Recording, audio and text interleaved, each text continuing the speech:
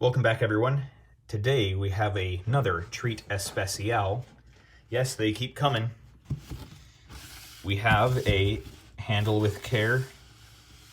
A genuine GE lighting systems fixture. But not just any GE lighting systems fixture. This is a number 15. No, it's not the Burger King foot lettuce. It is a hazardous environment compatible enclosure for lighting. Not just lighting anything, but lighting high pressure sodium. This is a high pressure sodium lamp I picked up a little while ago, but this is just a wimpy Edison E26 hot dog in a hallway.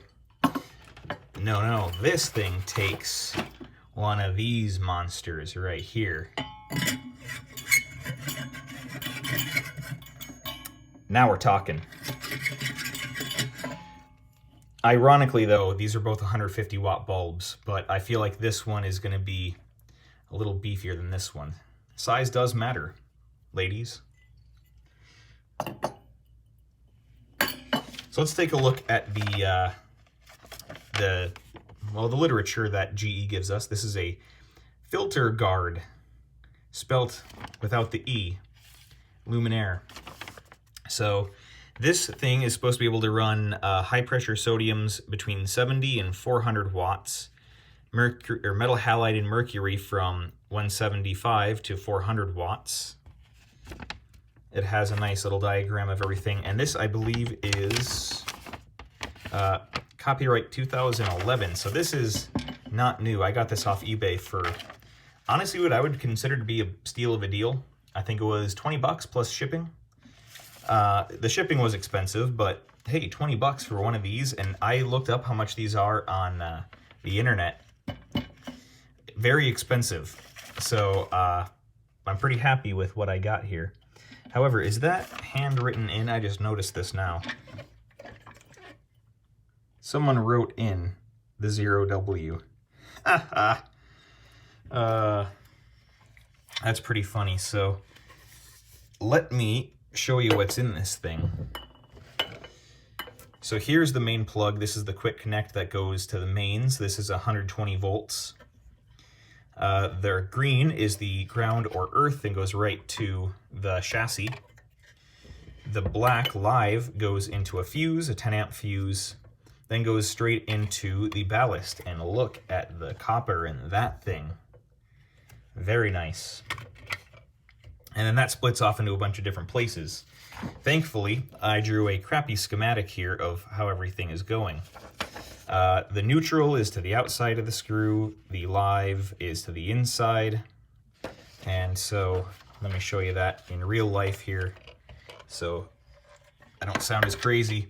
The neutral will be to the outside threads, the positive or the live is the center pole there. It is AC, so they're kind of the same thing, but they're also kind of not. It depends on what they're referenced to. This over here is a big capacitor. I'll take that out for you just so you can see it.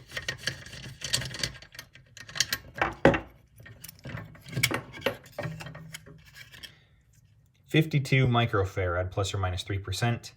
I have measured all the component values in here. The inductance on this between these two is like 52 microhenry, or is it millihenry? Hold on a second. Yeah, millihenry. It's 52 millihenry. This is my crappy LCR meter. I also confirmed it with my less crappy Klein tools, and yeah, all the measurements in here come out clean between those two meters, so I'll say they're both accurate. And again, I wrote down some of the values there if you're interested. So stop talking, Casey. Let's get this thing lit up. I should explain, this is not for any practical reason. I got this just out of the curiosity, because I've never used one of these before, even though they've been, they've been in my life since I was, before I was born, really. These things are everywhere. They are the ubiquitous lighting source. I just remembered I can't use this because I don't have the other end of the quick connect. And then I have my de-pinning set here. This is just an El Cheapo off eBay. And the one that should be able to de-pin this doesn't. So I'm going to do the, well, let's just say some sacrilege here. And just, oops, that's gone. That's not coming back. And then I'm going to plug it into the hoppy meter right here. And then I'm going to use one of these sketchy things. This is a 2-prong plug going into a fake Wago connector without a ground or without the earth. So I'm just going to make sure that I don't touch this thing because, well, I'm not going to have it grounded because I don't have one of these made up. That's a 3-prong. I'll get one someday. 16 American wire gauge.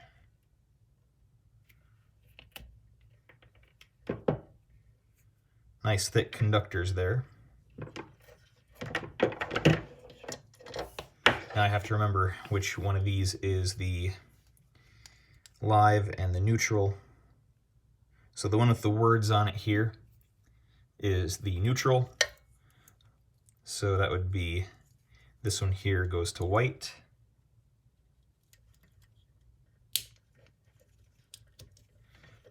This one goes to the live.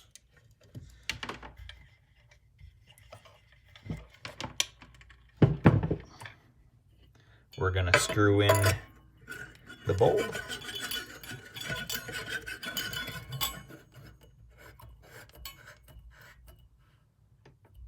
Nice and snug. Believe it or not, there's a torque spec. There is a torque spec for the bulb. 35 inch-pounds, depending on which style socket you have. I'm just going to get it, nice and tight, not too crazy. Really just want to make sure it has good contact. All right, the hoppy is flickering. Let's turn off the studio lights. Now I can't see to plug it in. And, well, here goes nothing. Let me put my sunglasses on. This is going to be bright. 150 watts in a small space.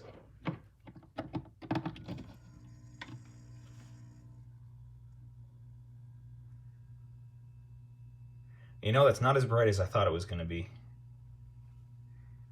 But I do know these take a little bit to warm up. It's actually a nice light. I expected a little more from 150 watts. Let me see.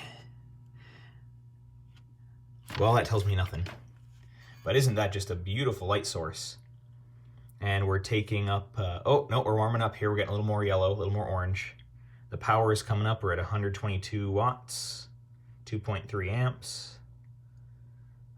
Wow, that is an awful power factor, 0.45.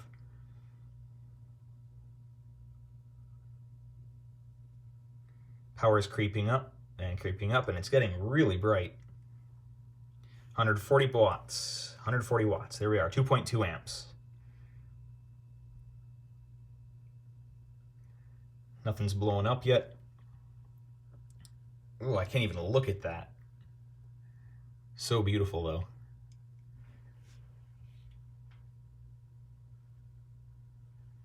The color rendering index of this light is awful. I have an American flag in this room. It looks like it's, instead of red, white, and blue, kind of black, brown, and white. And that's getting really bright now. I can't even see the hoppy meter anymore. 166 watts, 167, 168 watts. This thing is supposed to be 150 watts, and it's drawing, still climbing, 175 watts. 1.7 amps. And the heat that's coming off this thing is amazing. Power factor is back up again, 0.86. What a dynamic light. Most lights you just plug them in and that's all they got. But this thing is, man, it's cooking.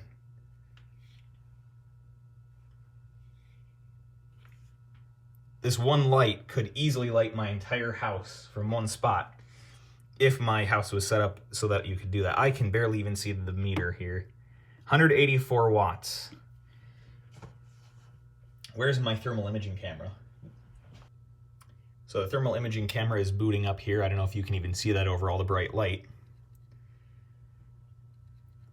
The bulb, which is not going to be an accurate reading simply because of the glass, but it's reading right now. I'll take a picture. 445 degrees Fahrenheit. I'd believe it. All right, so here's a picture of the transformer. It's pretty warm.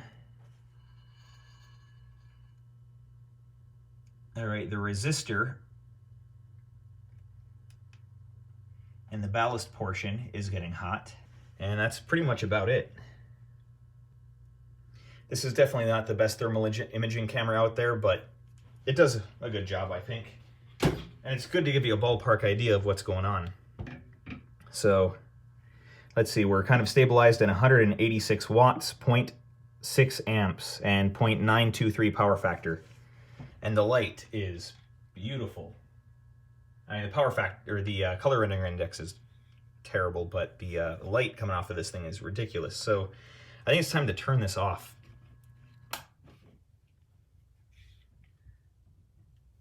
Oh, that glowing afterwards is beautiful.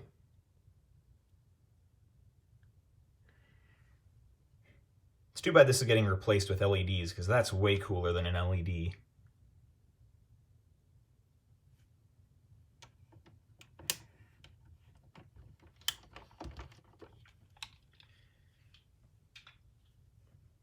Well, there you have it. A underrated high pressure sodium lamp. Beautiful. And 20 bucks is all that cost me, plus shipping. What a cool thing for 20 bucks. Now, I don't have the, I don't know what you would even call it, the diffuser or whatever shroud goes over the bulb. I don't have that. And then I don't have the other part of the base that goes below this. I don't have this portion up here. So that and that I don't have. It's just the main base with all the electronics, which is the important part. And that's really all I need, because this I'm not trying to install anywhere. This is just for fun. Well, that's really all I've got for this video. Another light bulb, cool base, and really cheap, because no one really wants these things anymore. So until next time, see ya.